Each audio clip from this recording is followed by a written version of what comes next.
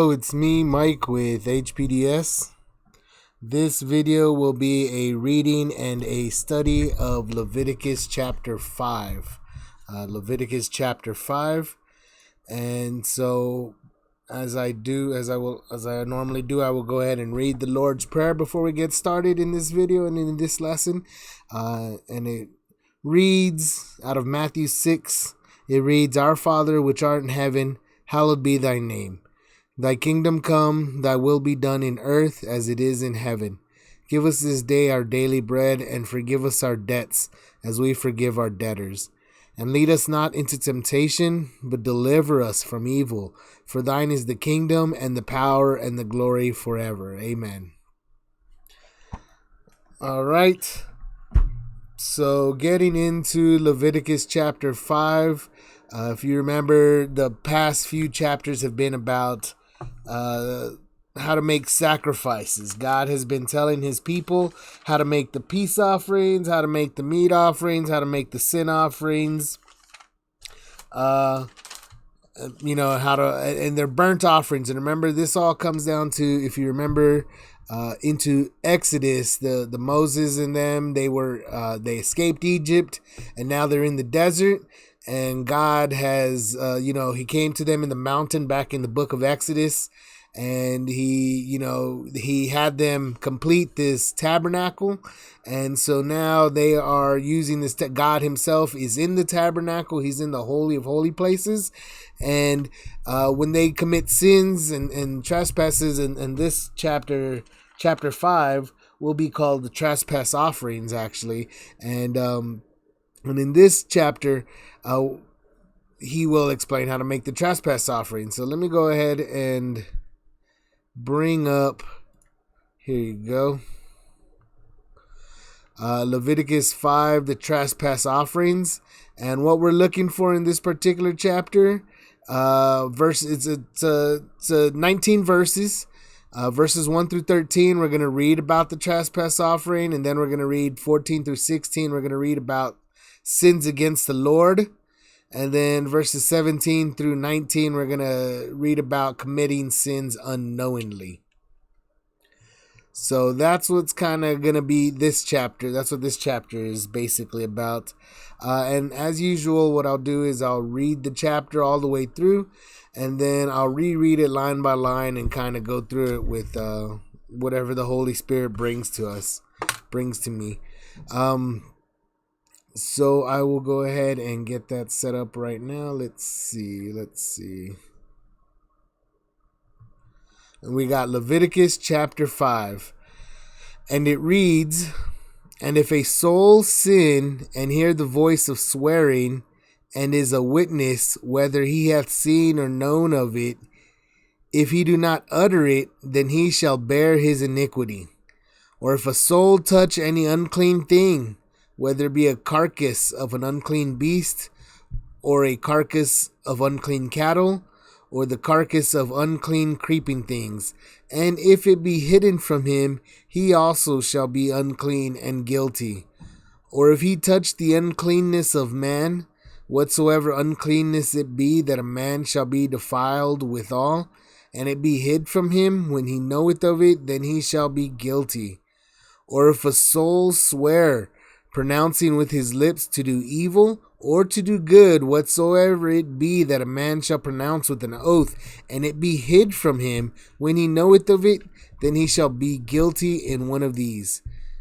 And it shall be, when he shall be guilty in one of these things, that he shall confess that he hath sinned in that thing.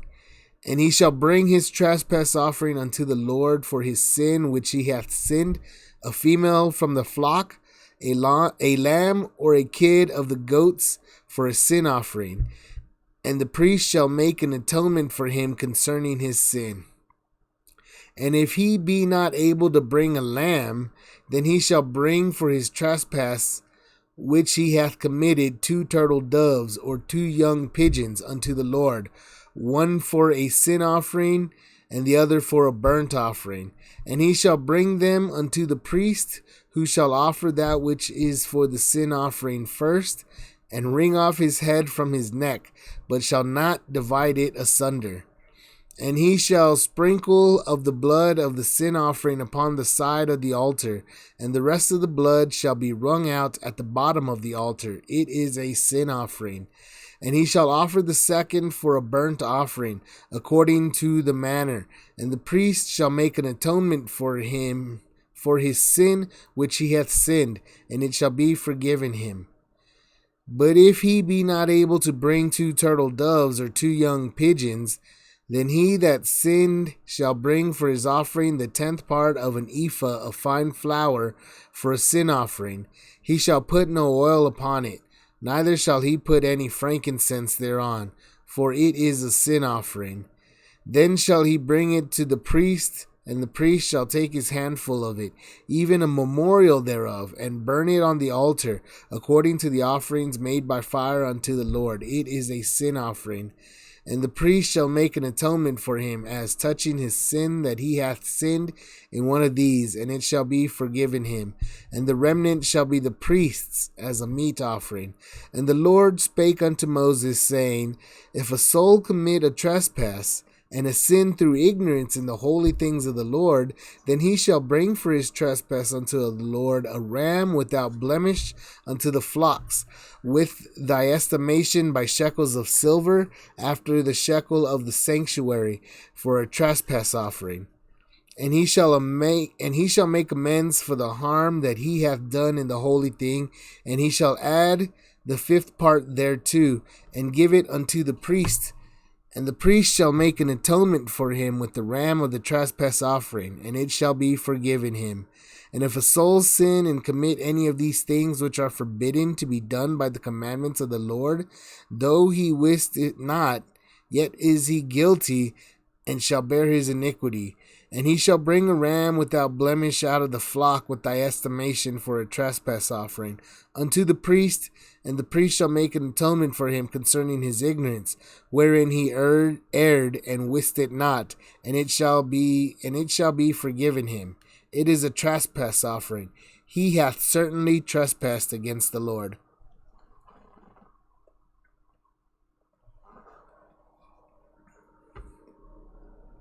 Let's see. Okay, so that was Leviticus 5 in its entirety. And again, what did we just read? We read about the trespass offering itself, verses 1 through 13. Remember, 14 through 16 is going to be sins against the Lord. And then the last bit, 17 through 19, was about committing sins unknowingly.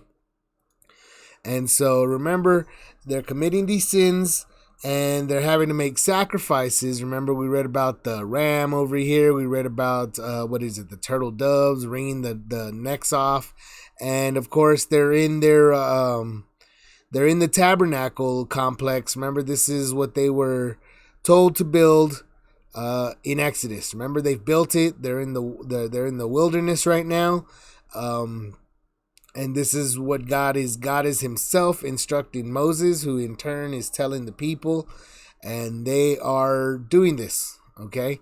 So that this is like I've mentioned it before in past videos. This is like their government. God is their leader. He is their Lord. He is their king. He is a real entity. And like I said, he in this moment in this moment in the Bible, he is presenting himself to the children of Israel in what we would call, forces of nature. He's showed up in. He is the earthquake. He was the fire. Remember, he appeared to Moses as a burning bush. So he is what we would call the supernatural at this moment. And that is God. When we talk about, do you believe in God? Do you believe in the Bible? This is what it is. Do you believe that this entity, who is the maker of all things, he appeared to these people in this way? And he was, like I said, he came as smoke, and he's in this complex, and I will show this complex again as I read through this. So let's go ahead and get back into it. Let me make sure I got this set up properly. Okay. All right.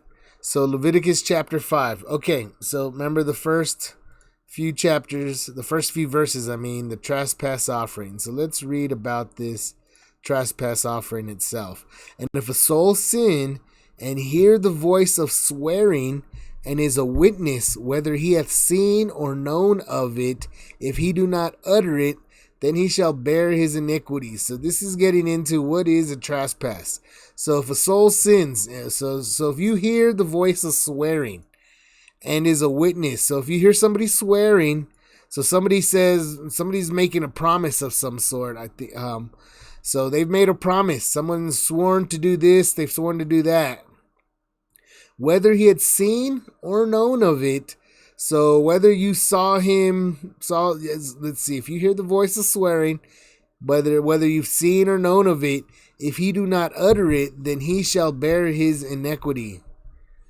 So it's getting kind of complicated, but if you hear, so trespasses, if you hear somebody swear something, then you'll bear your iniquity if you don't tell somebody else. So you got to if somebody makes a swear, a promise of some sort, then you got to make sure everybody knows about it, because if not, you're going to bear this iniquity. So, or if a soul touch any unclean, so if somebody says they're going to do something, you're kind of holding them to it.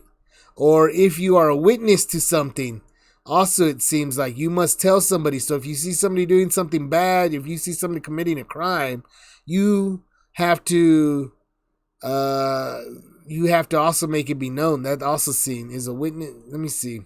I don't know. It's getting kind of complicated. I'm not gonna say to know to understand exactly, but it seems like if you hear somebody making some sort of a promise, or then you have to you bear witness. Or if you also, so I guess it's because people lie so much today. I feel like maybe we have so much lies going around that I feel like God and his perfect people should not be saying anything that they don't do. Like, if you make a joke in today's world, it's just a joke. I can make it. Everybody makes all kinds of jokes all the time, every day, all over us. Jokes of things that they will not or never will or can't possibly do. They just make jokes about doing things, and I'm not going to get into exactly what that may be, because it's different all over the place. But when you're a perfect people, when you're the Lord's people, it seems to be that when you say you're going to do something, you do it. And I know God later on in the Bible, it does say we shouldn't even make promises, because nothing we swear by, we can't swear by anything, because everything belongs to God. So these people are doing things that we do all the time. It sounds like this is a trespass. So we're constantly, I feel like in today's society, people are constantly trespassing. People say they'll do things and never do it, just joking around. But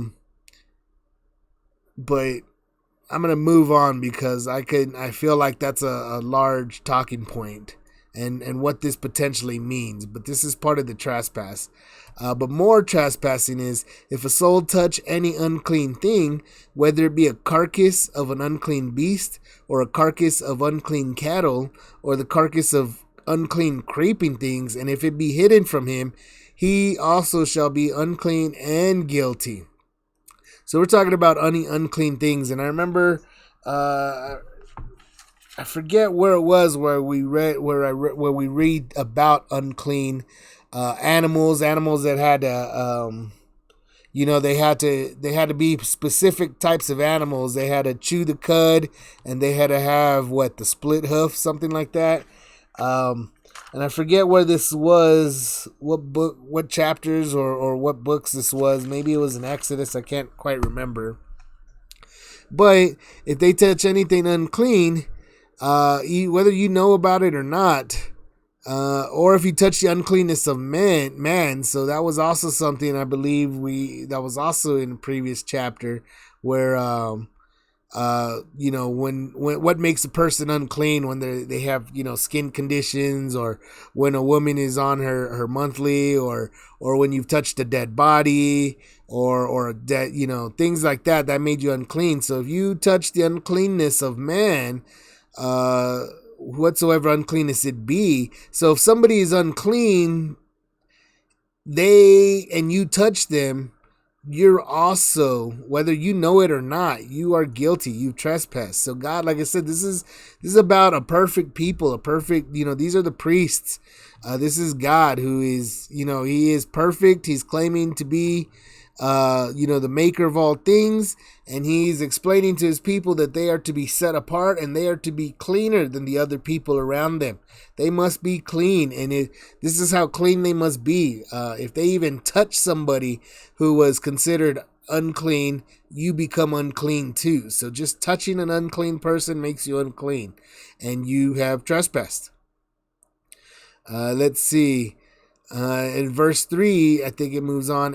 Or if he touched the uncleanness of man. Oh, so the first one was verse 3. Verse 2 was the uncleanness of a beast or unclean cattle. And then verse 3, we move into man. Whatsoever uncleanness it shall be defiled with and hid from him, he knoweth of it, then he shall be guilty. So these two verses are pretty much the same thing, but one is with the uncleanness of the carcass of an unclean beast, and this is the uncleanness of a man. And remember, even skin conditions made you unclean. And also eating unclean things, touching unclean things, even, for man, when a man, when he did his thing, that made him unclean. And a woman too, when she had her monthly, that made her unclean. So being unclean wasn't very difficult to be. Man is unclean by nature, it appears to be. So keep that in mind. Let's see. In verse 4, or if a soul swear, pronouncing with his lips to do evil or to do good, whatsoever it be that a man shall pronounce with an oath, and it be hid from him, when he knoweth of it, then he shall be guilty in one of these. So remember, you're not supposed to be you're not supposed to be swearing. You can't be saying, I swear to God about I'm going to do this, or you can't be saying, I swear on my family member's grave, or I swear to whatever. You're not supposed to be swearing to do evil or to do good. You can't even say, I swear I'm going to come up with all the money to give, to solve this problem or whatever. You can't do good. You can't swear to do it. And I know later on in the Bible, I can't remember where, but it does say to not swear, but your yes is yes and your no be no. So whatever you say, you just say yeah. Your yes is yes, and your no is no. So you're not even supposed to make promises. Whatsoever it be that a man shall pronounce with an oath, so you'll be guilty. That's a trespass to make a promise, which is interesting. People don't understand that in today's world. People are constantly swearing up and down about this or that, and they swear to whoever will, whatever makes them feel comfortable to swear on. And they make promises that they can't fulfill.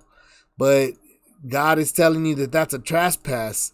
And in our modern society, I think people feel like promises are promises. People hold promises. There's people are proud to keep their promises. People make all kinds of promises, not realizing that it is considered a trespass. Let's see. And it shall be, when he shall be guilty in one of these things, that he shall confess that he hath sinned in these things. So when when you trespass, you have to confess. So you have to say, hey, I touched this unclean thing.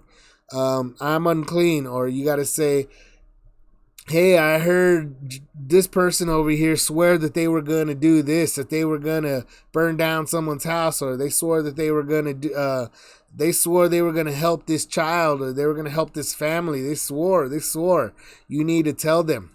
Everybody needs to be, you need to confess. So we need to be making things more open, more transparent with our lives, rather than keeping them secret right here. This is exactly what God is telling them. As their king, he is telling them to be much, much more open than I feel like today's society is willing to be. We value privacy. What you do in your own time is what we do in our own time, is how most, I would say, most America would feel. But God is saying pretty much the opposite. If you hear any of these strange things, you need to confess them, and you need to realize that it is a sin, even to pronounce an oath. It is a sin. It is a trespass. And when you trespass, when these children of Israel trespass, let's see, you guilty, you've sinned, and he shall bring his trespass offering. So now you're bringing your trespass offering unto the Lord. And like I've mentioned before, it's kind of like in today's society here in America, you commit a crime, you got to pay fines. You're speeding or whatever, they'll give you a ticket, and they make you pay fines and so forth. It's the same kind of situation that they've got here, because God is the Lord right here. He is their king. He is their leader, and he is their judge. He's everything. He is the king. So let's see. You bring your trespass offering unto the Lord for his sin which he hath sinned, a female from the flock, a lamb, or a kid of the goats. So you bring one of these, something along these lines, for a sin offering, and the priest shall make an atonement for him concerning his sin. And if he not be able to bring a lamb, then he shall bring for his trespass which he hath committed 2 turtle doves. So if you can't bring one of these flocks, so you're supposed to bring a female from the flock. So remember the flock, that's a lamb or a goat, you got to sacrifice that. But this is God saying, even for people that are more poor, that perhaps you don't have that big of a flock. There were poor people back then too, and that would have been what made them poor. Their flock wasn't as big, so if you couldn't, or maybe they didn't even have a flock, perhaps. If you didn't, you had to have 2 turtle doves or 2 young pigeons unto the Lord, one for a sin offering and the other for a burnt offering. So let's see. So we've got sin offering and we got one for a burnt offering. And so that leads us into chapter 4 and chapter 1. So remember chapter 4, this is chapter 5. Chapter 4 was about the sin offerings. So you had to do it like the sin offerings. And you go back into chapter 4 and remember chapter 4, there was a certain way that they had to do it. Let's see. They had when they had to kill, they had to put their head on the animal to be sacrificed. They killed it and they took the innards, remember, and they put it in the fire right there. And this is the tabernacle complex. Remember, they would kill it right here at the gate. They would bring it to the altar, and depending on who sinned it, they would burn it there, and they would put the blood right there in the altar. But if it was the priest or the congregation, they would take blood all the way up to the altar, the incense over here, and come back and then burn some of it right here. And then remember, they would have to take it out of the camp, and when they would take it out of the camp, they'd have to take it to where they put the ashes and had to burn the rest of the body there too. So keep that in mind. There was a lot of burning. So this is the manner that they, so if you had to do it, you had to do one as a sin offering and one as a burnt offering. And I don't exactly remember how the burnt offering went in chapter 1. It was pretty much, let's see, in chapter 1, verse 14, if it be of fowls, then he shall bring his offering of turtle doves or young pigeons. And going into verse 15 and so forth, the priest shall bring it unto the altar and wring off his head and burn it on the altar, and the blood thereof shall be wrung out at the side of the altar. And he shall pluck away his crop with his feathers and cast it beside the altar on the east part, by the place of the ashes. So see, there's a specific way they had to do it. And you can see that, like I said, chapter 1 for the birds, chapter 4 for the sin offerings. Excuse me. So that's verse 6 and verse 7. So you bring the lamb, and if you can't afford to bring a lamb, you bring a couple of turtle doves or pigeons. And let's see, verse 8, and he shall bring them unto the priest, who shall offer that which is for the sin offering first, and wring off his head from his neck, but shall not divide it asunder. So you bring him to the priest, who he does it like a sin offering, but he doesn't divide it asunder. Okay, so it's a little bit different. So the sin offering, Um, well, this is, like I said, this is the trespass he's telling you, and the trespass is you offer it as the sin offering, but you don't divide it asunder, so you don't tear it in half. Verse 9, and he shall sprinkle of the blood of the sin offering upon the side of the altar, and the rest of the blood shall be wrung out at the bottom of the altar. It is a sin offering.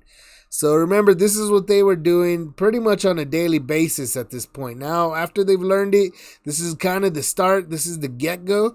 God has told them if they follow their rules of his laws and his rules, they will prosper. And of course, if they don't follow his laws, they will not prosper. And that is what he is getting at. These are his rules. So this is his government in these days. Remember, this is history. This is really what happened. This is really what God chose for his people to do at this point in history. This was like 3,000, almost 4,000 years ago, between 3 and 4,000 years ago. This is how they were living in their society, and this was how God made it. So keep that in mind. It's very important to know that, because he is the creator of all things, and these people lived a certain way without the technology that we have today. And so it looked very different than what we know today. Even though there's a lot of things that are very similar, they would not necessarily recognize the world today, just as we would not recognize their world back then. But this was their government, so keep that in mind. And it has to do with obviously survival, because these people needed these creatures to live. This was their flock, and if they committed a sin, you got to go out and you got to sacrifice a whole animal that you could potentially eat and use. Remember, so if you kept sinning, you would eventually run out of a flock. So if you kept sinning and doing bad things and getting, becoming unclean, you would lose your flock in total. You would give it all to God eventually. You would have to sacrifice everything, and then you would be just a poor person out in the streets because you've sinned so much. So keep that in mind. That is the focus. That is how it works. That is what God says. Good things come to good people. Bad things happen to bad people, and that is how it works. Even though it doesn't always look that way, people don't get it, because some people don't realize how sinful they're being, and they consider themselves good people, and then they blame God for bad things happening to good people, even though they themselves are sinning. Like I said, people don't even realize that making a promise is a sin. You're not supposed to promise or swear on anything, and people do it all the time, and they go and think they're good people, even though they've been promising this and that to all kinds of people. Let's see. Where am I at? I think I am. And he shall offer for the second. Okay, so this was the sin offering. So remember, you offer 2 turtle doves or 2 young pigeons. So this is, remember, if you're poor, keep this in mind. If you're not, if you're doing the 2 birds and instead of the flock. So you got one of these turtle dove. One of these birds is for the sin offering, and then right here, one of them is for a burnt offering. Remember, the priest shall make an atonement for him for his sin which he had sinned, and it shall be forgiven. But if he be not able to bring 2 turtle doves or 2 young pigeons, then he that sinned shall bring for his offering the 10th part of an ephah of fine flour for a sin offering. He shall put no oil upon it, neither shall he put any frankincense thereon, for it is a sin offering. So God provides even more, even if you're even more poor than that. If you can't afford the 2 birds, bring a 10th part of an ephah of fine flour. So you could bring fine flour. You put no oil upon it. Don't put any frankincense. It's basically just flour, fine flour. And you bring that to the priest, and the priest shall take his handful of it, even a memorial thereof, and burn it on the altar according to the offerings made by firing unto the Lord. It is a sin offering. So just like if you can't afford the lamb, then bring 2 pigeons or 2 turtle doves. If you can't afford the 2 birds, you got to bring this flour, and it's considered a sin offering. So God is providing different levels based off of how much they could afford. So keep that in mind as well. And the priest shall make, and remember, like I said, you are sacrificing food here. These are things that these, the birds perhaps not, but they could use it. I'm not entirely sure if they were eating these kinds of birds, and we just use the word turtle doves and pigeons because it's the King James version. It's just two particular birds. I imagine they were like birds that they could have eaten. Perhaps not. I'm not really sure, but the flour and the lamb are definitely things that they could have eaten and used. And if they keep sinning, they will make themselves go broke and poor. What we know as broke. You're broke. You're out of money. You're out of wealth. They could sin themselves out of their wealth. So that is what's going on here. So let's see. That's verses 1 through 13. Verses through, let's see, I think. Okay, let's see. Yep, you take your handful. This is that is the flour. And let's see, and the priest shall make an atonement for him as touching his sin, that he hath sinned in one of these, and it shall be forgiven. So once you make your sacrifice, you are forgiven him. You're forgiven. And the remnant shall be the priest's as a meat offering. So it looks like if you're poor and you bring flour, they get a remnant. Well, actually, I think also the same thing with the lamb, and that comes from the burnt offerings and so forth. But the previous chapters, they got to keep a piece of it. So keep that in mind too. So let's see, moving on, verses 14 through 16, sins against the Lord. Let's go ahead and read that. And the Lord spake unto Moses, saying, and look, this is another beginning. I mentioned that chapter 4 began with that. So here in chapter 5, we got another segment that starts with the Lord speaking unto Moses. So now God is giving more commandments, but it's kind of like another section here. And he says, if a soul commit a trespass and sin through ignorance in the holy things of the Lord, then he shall bring for his trespass unto the Lord a ram without blemish out of the flocks, with thy estimation by shekels of silver, after the shekel of the sanctuary, for a trespass offering. So let's see, what is this? In the holy things of the Lord. Then he shall bring, you're bringing a ram. So ram is basically like the male, it's a ram. It's like a goat. You bring it out of the flocks, with thy estimation by. So then on top of that, you bring the value in silver. So not only are you bringing the ram, but you also have to pay in silver as well. So this is property and money. Now they're giving money too, when they do it out of ignorance, when it's considering in the holy things. So, and he shall make amends for the harm that he hath done in the holy thing, and shall add the 5th part thereto, and give it unto the priest. And the priest shall make an atonement for him with the ram of the trespass offering, and it shall be forgiven him. So not only are you taking the ram, you're taking its silver, and you're making, you're giving that all to God. And then you're also taking a 5th of that value and a 5th of that ram, it looks like.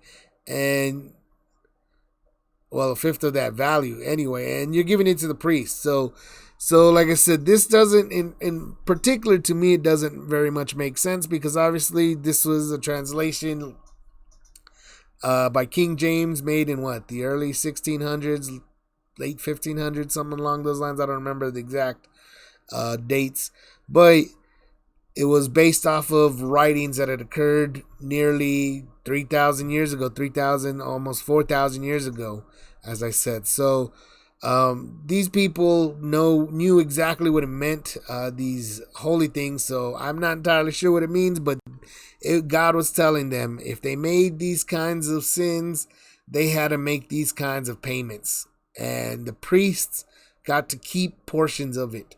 So keep that in mind, that I mentioned it like that, because this is ultimately, that is the system. If you make a sin, you got to make a sacrifice. That sacrifice, the priests are taking care of it, but oftentimes they don't get to keep all of it, or from every single situation, but they did get to keep parts of these sacrifices that people were making.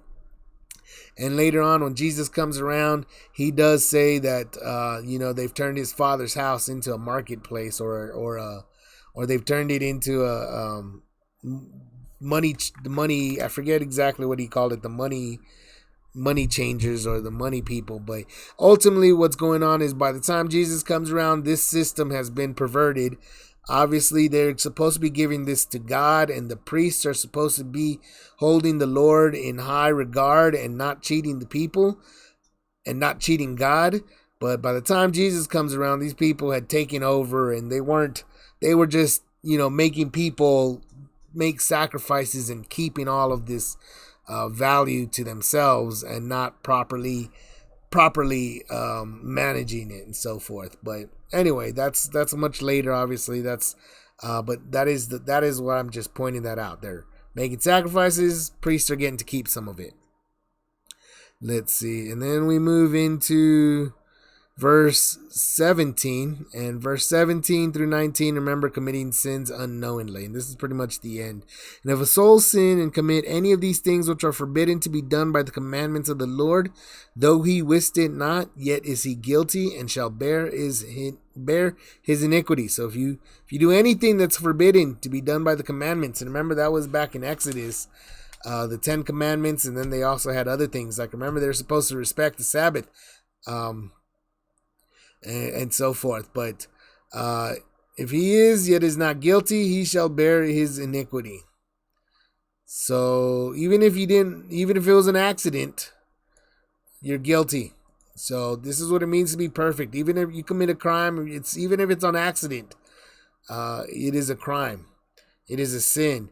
And you got to bring the ram without blemish out of the flock with thy estimation for a trespass offering unto the priest. And the priest shall make an atonement for him concerning his ignorance, wherein he erred and wist it not, and it shall be forgiven him. It is a trespass offering. He hath certainly trespassed against the Lord. And that is chapter 5 in its entirety. Leviticus chapter 5. So keep in mind again, this is what's going on. God is telling them how to make and when to make these offerings and what they're doing it for. If they commit a sin, this is their government. They must pay for it. If they become unclean, they must acknowledge it, and they must give these offerings to the Lord through his priests. And the priests get to keep a portion of it, but the Lord is supposed to get most of it through the burning. Remember, when you burn it, he's some sort of force of nature. Remember, he is the fire. He's the pillar of fire. He's the cloud of fire. He's the pillar of clouds. That is what he has been showing himself as. So obviously when you burn something, we all know that when you burn something, there goes the smoke. The smoke goes up. And God's calling it a pleasant smell. He's been calling it a pleasant aroma, sweet, savory smell or something. He's been calling it that. So when you burn something, it is going to God. However, these priests are allowed to keep a memorial of certain sacrifices and certain offerings for whatever reason. Remember, those are chapters, we read through chapters 1, 2, 3, 4. But obviously, it does not necessarily make sense to us nowadays, because this very much seems abridged in their, life in those days, because, we read through it. I'm giving 40 minutes here, 50 minutes to something that their, years of their existence covered, how they manage these sacrifices. But the gist of it is, if you commit a crime, what we know as a crime, they were what is in the book called a sin, a trespass. If you commit a sin or a trespass, you had to make an offering to the God, which was through burning, and the priests got to keep some of it, and that is the system, and I keep emphasizing it. That is the system. If you do evil, if you commit sin, you lose money, you lose value, you lose worth, you become more poor. And the priests gain something out of it. So keep that in mind, because that is very important, and that's just how it is. That's how it works. And even though we can't really necessarily comprehend entirely what that trespass was, and remember, Jesus tells us we are not under the law. We are not under the law like That's all New Testament stuff. So if you don't, if you haven't read the Bible, I definitely suggest you go ahead and read it, as much of it as you can. But in the New Testament, we do come to realize that we are not the children of Israel. We are the Gentiles. We have been given salvation through Jesus Christ and our belief in his death and resurrection. God brought him back to life. He wove his entire history, started off as a voice, and he brought himself to life. He died, and then he brought himself back to life. So he is he is God. He made himself. He made himself, and he made us through his knowledge. And that is what he's claiming. And though these people that were his chosen people in Israel, they were under this law, and this law was very strict. Ultimately, it became very strict. Remember, you could die for working on a Sabbath, which we know as Saturday, or in today's society the churches do it on Sunday. But the Sabbath, I believe, means Saturday, or that's where that it's kind of Sabado in Saturday in English, or in Spanish it's Sabado, and in other languages it's very similar. The Sabbath, and if you worked on a Sabbath, you could die. If you committed adultery, if you cheated on your spouse, you would die. In today's world, that is not, we are not that strict. We're very lenient on that, on these like I said, we make promises, we work on Sundays, cheat on our spouses, and we don't get in trouble for it. We don't die for it. That is for sure. And Jesus himself is made mention why. He's explained why we are not under that law anymore, because these people ultimately we'll see could not keep this law. They will pervert the system where it's supposed to be their sacrifices, and their sinning is supposed to prevent them from sinning, and when they sin, their sacrifices go to God. But ultimately we'll see that the priests start setting up their own kind of system and just start stealing from God. Ultimately is what it is. And they kick God out of the legal system, out of their government. They take over, and they start making people sin. Everything is a sin. They start making them pay them all kinds of sacrifices, and the priests become wealthy. And we see in today's world too. That's why the Christians have such a bad name, because a lot of these priests have pervaded the system. They've made the people's sins translate into their own wealth accumulation. So that's why we have all kinds of I don't even know the word to call them anymore. I forget. Evangelists running around telling people to give them money because God will forgive them. It's based off of this system right here.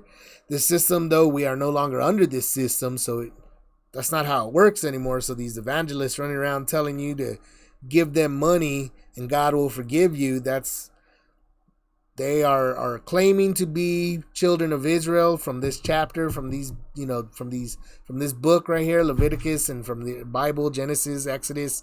They're claiming to be those people, but they're not. And they're trying to, they're really pervading the system, asking for money so that you could feel better about your sins, when in reality you should just be going straight to the source, which is God. And if you understand Jesus, and if you pray to Jesus, you understand that he will return. He's alive. He is in charge to this day. And we're not under this system. But it's important to know that these people were under this system, and why they were under this system, and how this system eventually turns into the system we now have in place today. It's history. This is the historical documents. It really happened. This is historical. These people lived like this, and we need to know why. We need to understand why they live like this, and have some comprehension of what it means and what it felt like to live under those circumstances, so that we can understand our world today and so forth.